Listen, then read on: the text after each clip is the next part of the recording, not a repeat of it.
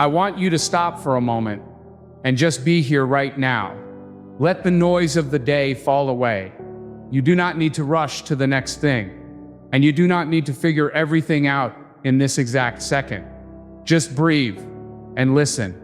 I am not here to yell at you or tell you that you are doing everything wrong. We spend so much of our lives running on a treadmill of expectations, terrified of what happens if we step off, even for a moment.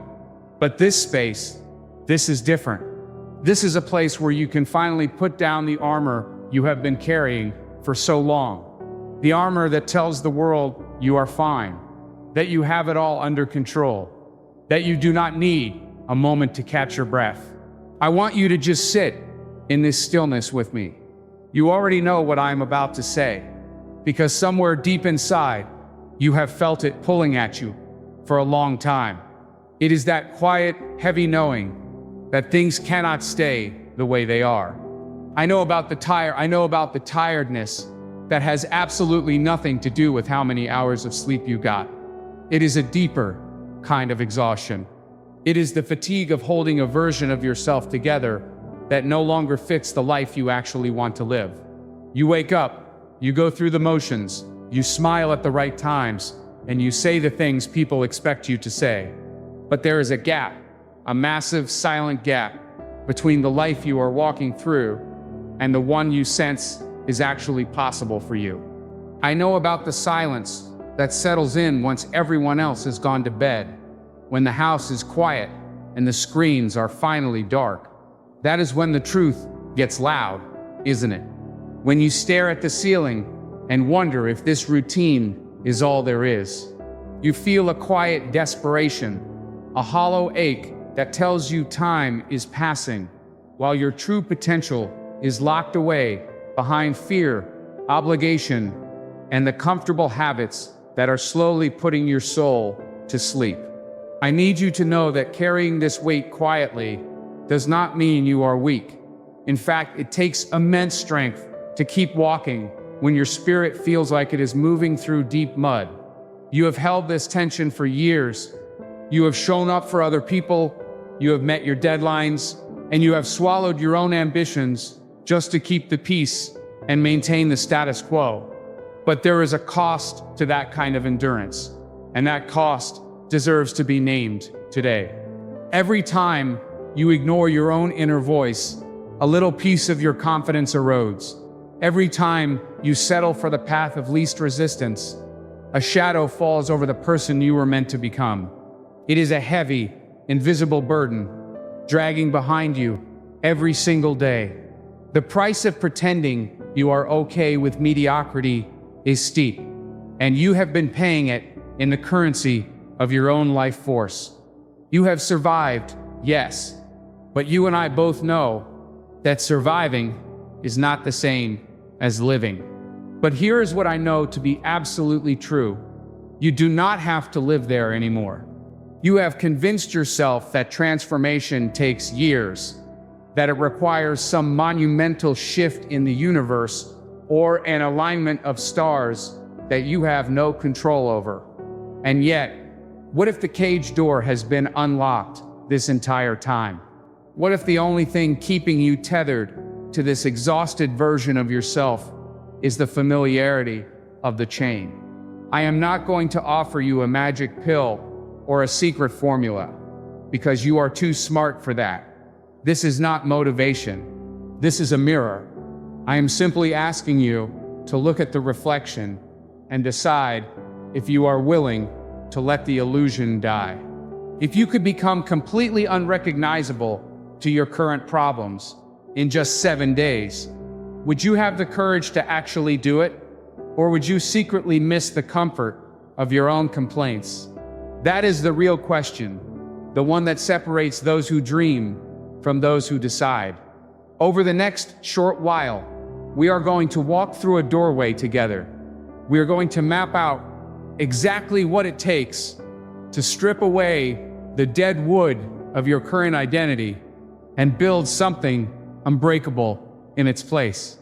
I promise you this, I will not waste your time with empty hype. We will look at the cold, hard mechanics of transformation. the kind that happens in silence when no one is watching. We will examine the hidden costs, the necessary breaks, and the brutal honesty required to reshape a human life. By the time we are finished, you will have a choice to make. You will either step forward into the discomfort of true change, or you will willingly choose the discomfort of staying exactly the same. There is no middle ground left. Let the noise of the world fall away completely. We are returning to that quiet space we started in. But this time, you are not here to hide from the world. You are here to prepare for it. The clock doesn't negotiate, and your time starts now. We need to talk about the concept of the hidden ledger. When people look at success, they see the highlight reel. They see the final product, the polished surface, the standing ovation. What they do not see is the ledger. This is not some poetic metaphor about the tip of an iceberg. It is a brutal, unforgiving accounting book of human sacrifice. For every ounce of genuine respect you wish to command in this world, an equal amount of comfort must be paid up front. You pay in time, hours stolen from the warm bed, from the mind-numbing television, from the easy distractions. You pay in relationships, watching certain people drift away because they cannot handle the heat of the fire you are building. You pay in ego, the willingness to look foolish, to start at the bottom, to admit that what you have been doing for the last 5 years was entirely wrong. The hidden ledger demands its payment every single day, and it does not offer refunds. Most people are bankrupt before they even begin, because they refuse to look at the ledger. They want the outcome, but they haggle over the price. They try to find a discount code for greatness. Let me tell you something true. The universe does not run sales on character. If you want to become unrecognizable in 7 days, you must step into an immediate, profound state of sacrifice. You must willingly burn away the habits that have kept you safe. This means accepting that for the next week, you will not be comfortable. Your body will rebel. Your mind will play tricks on you, offering 1,000 rationalizations for why you should just take a break, why you should slow down, why tomorrow is a better day to start. That voice is the debt collector of mediocrity, and it knows exactly where you live. When you feel that resistance, you must recognize it not as a signal to stop, but as the actual receipt of your transaction. The struggle is the payment, clearing the bank. Be honest with yourself right now. What is the heaviest debt on your personal ledger? Is it the pride you refuse to swallow? Is it the toxic comfort you refuse to abandon? Until you identify what you are hoarding, you cannot spend it on your future. The people who transform their lives rapidly do not possess some superhuman gene. They simply understand the mathematics of change. They look at the pain of staying the same, and they look at the pain of growth, and they realize the latter is an investment while the former is a tax. They stop negotiating with their own weakness. They pay the toll in full. When you embrace the hidden ledger, a strange peace washes over you. You stop feeling like a victim of circumstance and start operating like the architect of your reality. You realize that everything you want is on the other side of something you are actively avoiding. The moment you decide to pay the price, the heavy lifting is already half done. Now, you must prepare the ground. This brings us to a fundamental truth about how the world actually works. Most people walk around believing that opportunity is a matter of luck. They think a magical door will open if they just wait long enough in the hallway. They are wrong. Opportunity is not a lottery ticket. It is a collision. It is the violent, sudden intersection of intense, unseen preparation with a moment in time that cannot wait. I call this the readiness doctrine. According to this doctrine, your only job in this life is to be dangerously equipped for a battle you cannot yet see. The world does not owe you a chance to prove yourself. The world will simply present a demand out of nowhere. and you will either have the capacity to meet it, or you will be crushed beneath its weight. Readiness is not a mood. It is a state of perpetual capability. It means you are sharpening the blade in the dark long before the war has been declared. It means you are not waiting for the weather to clear to start building the ship. To become unrecognizable in 7 days, you must adopt the readiness doctrine with a terrifying level of commitment. You must stop preparing for the life you have and start training for the life that will demand everything from you. Think about the average person. They wait for the deadline to feel urgency. They wait for the health scare to change their diet. They wait for the relationship to fracture before they learn how to communicate. They live in a reactive state, constantly putting out fires they started with their own negligence. True readiness is proactive suffering. It is choosing the discipline of the morning run when it is freezing outside, not because you need to lose weight, but because you need to remind your nervous system who is actually in charge. It is reading the difficult book. It is practicing the difficult conversation in the mirror. When the moment of opportunity finally strikes, the average person scrambles to find their footing. The ready person simply breathes in, steps forward, and executes with cold precision. Which side of that collision do you want to be on? The one who breaks, or the one who breaks through? You do not need more information to make this choice. You do not need another podcast, another book, or another well-meaning piece of advice from someone who has never been in the arena. You need more honesty. You need to look at your daily routines and ask yourself, is this the schedule of a person who is ready for a massive opportunity? Or is this the schedule of a person who is hiding? If the opportunity of a lifetime knocked on your door in exactly 7 days, would you be fit enough, sharp enough, and grounded enough to handle it? Or would you have to ask it to come back later? The clock doesn't negotiate. Life will not pause its relentless forward motion just so you can get your act together. The readiness threshold is crossed the moment you stop waiting for external permission and start imposing internal demands. Let us look at 2 different lives to understand exactly how this plays out in the real world. Think of a man who spent his 20s coasting on natural talent and surface-level charm. We will call him the first architect. He never faced a problem he could not talk his way out of, never encountered a pressure he could not deflect. His life was a series of easy victories, and he mistook the absence of resistance for the presence of strength. Because he never had to build an infrastructure of discipline, he believed he was naturally resilient. But he was building a house on sand. He avoided the heavy lifting, dodging the hidden ledger entirely.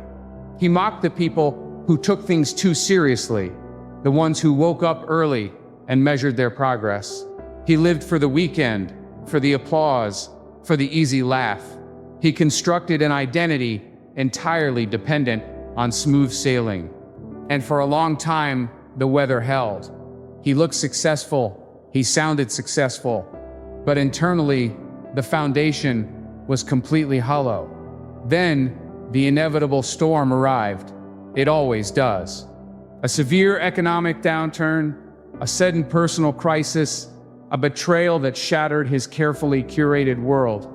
The pressure dropped directly on his shoulders, bypassing his charm and striking straight at his character. The collapse was absolute. Because he had never practiced carrying weight, his structural integrity failed instantly. He panicked. He blamed the economy. He blamed his partners. He blamed unfair circumstances. He spiraled into bitterness and chronic anxiety, paralyzed by a world that suddenly demanded substance over style. The first architect broke because he believed the lie that comfort is a baseline human right, rather than a dangerous sedative. When the moment demanded an unshakable core, he reached inside himself and found absolutely nothing there. The tragedy was not the storm. The tragedy was that he had decades to prepare for it, and he chose to sleep through the warnings. Now, consider the second architect. This is someone who was broken early in life by circumstances entirely out of their control. They knew what it felt like to be completely powerless, to be pushed to the edge of the abyss and forced to look down. But instead of letting that trauma turn into permanent victimhood, they made a silent, brutal vow: never again. They began to rebuild, not with sand, but with stone. They understood that strength is not a gift, it is a forged condition. This person actively sought out heavy things. They took the jobs no one wanted. They learned the skills that took years to master. They spent their weekends in quiet, unglamorous labor. While the first architect was collecting applause, the second architect was collecting scars. They embraced the readiness doctrine with a terrifying focus. Every failure was analyzed, every weakness aggressively reinforced. They built their character in the dark, far away from the opinions of a crowd that did not matter. When the same storm hit the second architect, the outcome was entirely different. The wind howled, the ground shook, and the external circumstances were just as devastating. But the structure held. It held because the second architect had already simulated this disaster 1,000 times in their own mind.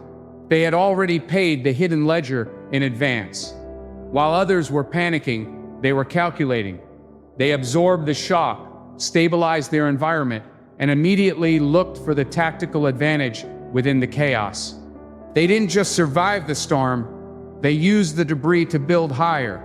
This is the difference between an untested life and a mastered life. One collapses under pressure, the other uses pressure as fuel.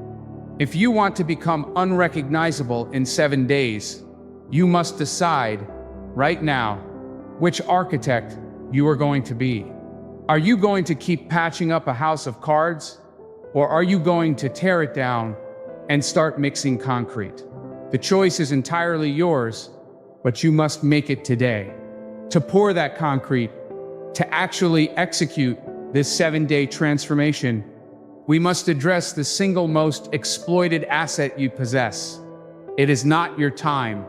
Time is just the container. What matters is what you put inside it. Your most finite, precious, and fiercely contested resource is your attention. Right now, your attention is bleeding out in 1,000 different directions. It is being strip-mined by algorithms designed by geniuses to keep you entirely addicted to irrelevance. It is being fractured by manufactured urgency, the emails that demand immediate replies, the news cycles that demand constant outrage, the social dramas that demand your emotional energy. You are spending your life force reacting to a world that does not care about your legacy. If you cannot control where you place your focus, you cannot control where you place your life. You are simply a passenger in a vehicle being driven by someone else's agenda. There are 3 specific thieves that steal this resource every day. The first is the manufactured urgency I just mentioned. It trains your brain to prioritize the loud over the important. The second thief is the opinions of people who have absolutely not earned a say in how you live. We waste years of cognitive processing power worrying about the judgments of strangers, acquaintances, and critics who are fundamentally too afraid to build anything themselves. The third thief, and the most dangerous of all, is your own untested fears. The loop of anxiety playing in the back of your mind, running endless simulations of failures that will never actually happen. These 3 thieves work together to keep you trapped in a state of shallow existence. You bounce from one distraction to the next, entirely avoiding the deep, silent work where true mastery is forged. To become unrecognizable, you must declare war on these thieves. You must become unrecognizable. You must build what I call the attention fortress. For the next 7 days, you do not consume any media that does not directly contribute to your immediate mission. You silence the notifications. You remove the apps. You stop engaging in conversations that drain your energy. You treat your focus like physical cash, refusing to hand it out to anyone walking down the street. When you lock the gates of the attention fortress, something terrifying and beautiful happens. The withdrawal sets in first. Your brain, starved of its cheap dopamine hits, will beg you to just check the feed one more time. You will feel a phantom buzzing in your pocket. You will feel an intense, uncomfortable boredom. That boredom is not your enemy. It is the clearing of the smoke. Once the smoke clears, you will suddenly find yourself face to face with the actual state of your life. The silence will be deafening. And in that silence, you can finally hear the instructions of your own intuition. When you last sat in total silence for 60 uninterrupted minutes, what did you actually feel? Did you feel peace, or did you feel the frantic urge to escape yourself? The attention fortress forces you to stay in the room with your own mind. It forces you to look at the raw materials you have to work with. There is no more hiding behind the noise of the crowd. This level of isolation is the only environment where deep transformation can take root. You stop absorbing the panic of the world, and you start radiating your own steady frequency. You reclaim hours of lost time, redirecting that massive stream of energy toward a singular, uncompromising goal. For 7 days, you become a ghost to the trivial and a titan to the essential. You let them wonder where you went, while you quietly construct the foundation of a life they could never understand. With the fortress secured, you are now ready to enter the cycle of actual growth. Growth is universally misunderstood. The common narrative tells you that success is a straight line, a steady incline of daily 1% improvements that eventually leads to the mountaintop. This is a comforting lie sold to people who want a gentle journey. True transformation is violent. It is not linear. It is a cycle. I call it the mastery spiral. It is a 6-stage engine of evolution that spins endlessly upward, but it requires you to be broken over and over again. The first stage is absorb. You take in new knowledge, new weights, new responsibilities. You step into an arena where you are the least capable person in the room. You become a sponge for the reality of how difficult the task truly is. This is where most people quit, because absorbing reality destroys the ego. But if you hold your ground, you enter the second stage, struggle. This is the messy, humiliating phase where nothing works, where your coordination fails, where every effort feels like moving through wet sand. The struggle inevitably leads to the third stage, the break. This is the moment of failure. The muscle tears, the project collapses, the pitch is rejected. You hit the absolute limit of your current capacity, and the structure of who you were shatters under the load. You must understand that the break is not a sign that you are on the wrong path. It is the biological and spiritual prerequisite for expansion. Legacy is built in silence, when no one is watching, and it is forged precisely in the moments after you have been broken. This pushes you into the fourth stage, rebuild. Here, in the quiet aftermath, you analyze the wreckage. You do not cry over the shattered pieces. You examine them to see where the weak points were. You reinforce the structural integrity. You heal, but you heal stronger, thicker, and more resilient than before. You wire the lessons deeply into your nervous system, ensuring that this specific failure can never happen again. With a new foundation laid, you enter the fifth stage, the test. You return to the weight that broke you.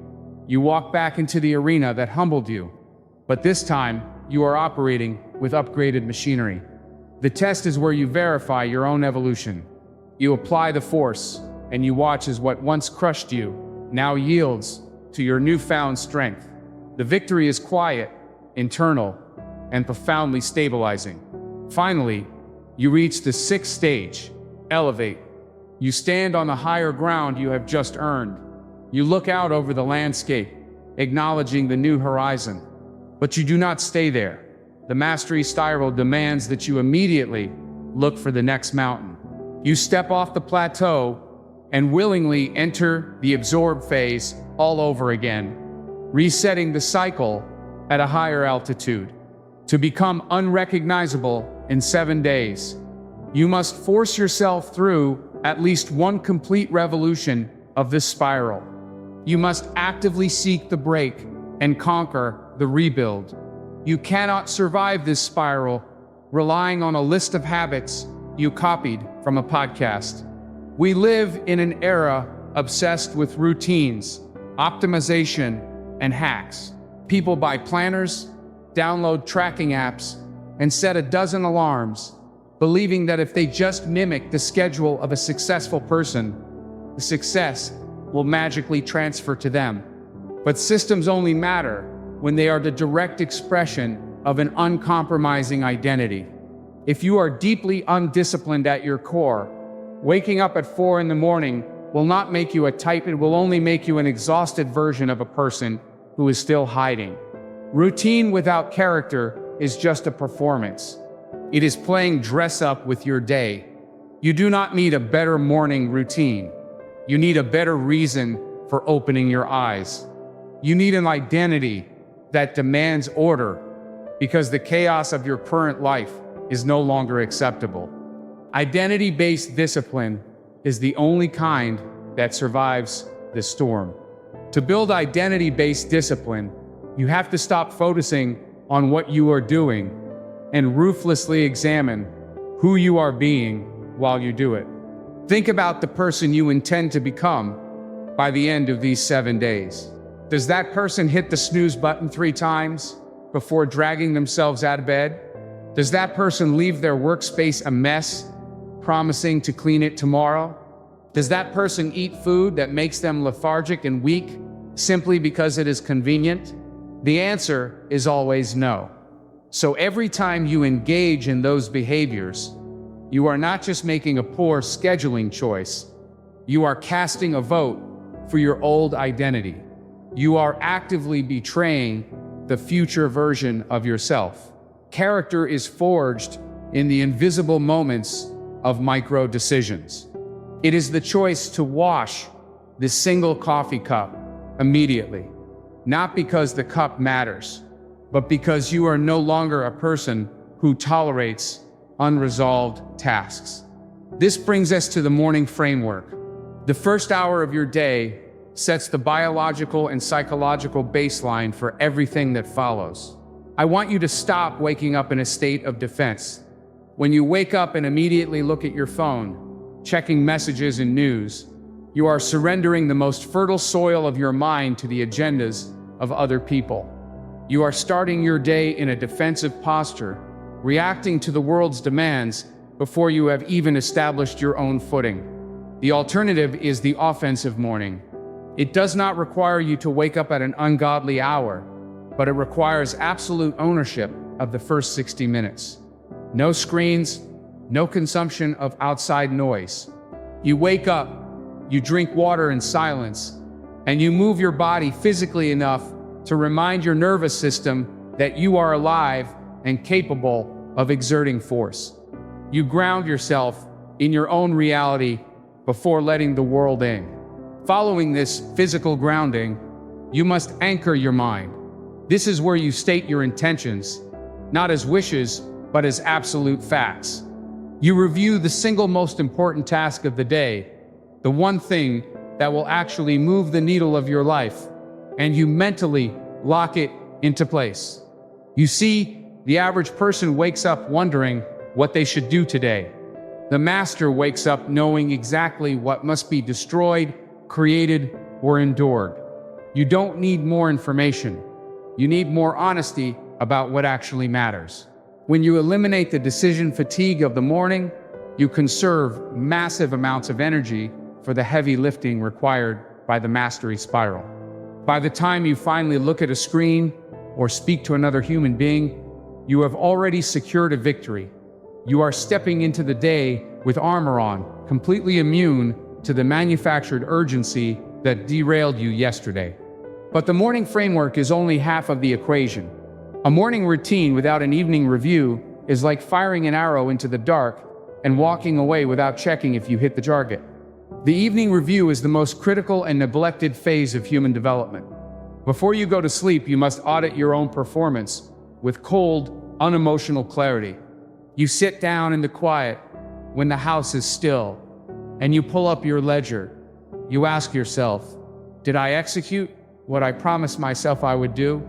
Where did I compromise? Which thief of attention managed to breach my walls today? You write the answers down. You do not judge yourself. You do not spiral into shame, and you do not make excuses. You simply observe the data. You are acting as the auditor of your own life. This practice forces you to confront the gap between your intentions and your actual behavior. It is brutal, and it is entirely necessary. If you skip the evening review, you will repeat the exact same mistakes tomorrow, blind to your own patterns. You will continue to mistake motion for progress. By closing the day with a strict accounting of your actions, you close the loop of anxiety. You empty your mind of unresolved thoughts, allowing your nervous system to truly rest. You go to sleep not with a lingering sense of dread about tomorrow, but with a clean slate and a sharp tactical plan. You know exactly where you failed today, which means you know exactly where to apply force tomorrow. This daily cycle of intentional watch and brutal assessment accelerates your evolution exponentially. In just 7 days of practicing this, you will strip away months of accumulated self-deception. You will look in the mirror and see someone who actually honors their own word. And that singular realization will change the way you walk into every room. Connecting the morning and the evening is the concept of the one non-negotiable. If you try to change 50 habits in 7 days, you will fail. The human mind rebels against total, sudden restriction. Instead, you must establish one daily action that is absolutely sacred. It does not matter what the weather is doing. It does not matter if you are tired. It does not matter if your schedule blew up. This one action gets done. It could be 30 minutes of intense physical training, writing 1 page of your project, or making 10 outbound calls for your business. The specific action is less important than the unyielding nature of the commitment. This non-negotiable becomes the anchor point of your self-respect. When everything else goes wrong, when chaos reigns, you look at this one completed task and you know, without a doubt, that you are still in control. You prove to yourself that you are a dangerous entity who cannot be easily deterred. Why is this single anchor so powerful? Because it destroys the toxic perfectionism that keeps you paralyzed. Most people operate on an all-or-nothing frequency. If they eat one bad meal, they abandon the entire diet. If they miss one workout, they quit for the month. They are fragile. The one non-negotiable builds resilience because it guarantees a baseline of victory every single day, no matter how badly the rest of the day falls apart. It is the steady heartbeat of your discipline. Over the course of 7 days, maintaining this one non-negotiable will forge a rod of iron in your spine. You will stop seeing yourself as someone who tries and start seeing yourself as someone who executes. When did you last hold a promise to yourself with the same fierce loyalty you give to your employer or your family? It is time to direct that loyalty inward. It is time to treat your own word as the highest law of the land. This intense level of daily execution eventually brings you face to face with what I call the honest mirror test. As you strip away the distractions and enforce your boundaries, a new kind of silence will emerge. In this silence, you can no longer lie to yourself about why certain areas of your life are stagnant. The honest mirror requires you to look directly at your deepest failures without flinching, without blaming your childhood, the economy, or the people who wronged you. Those things may be valid facts of your history, but they are absolutely useless as excuses for your future. The mirror reflects only what is happening right now, in this exact moment, by your own hand.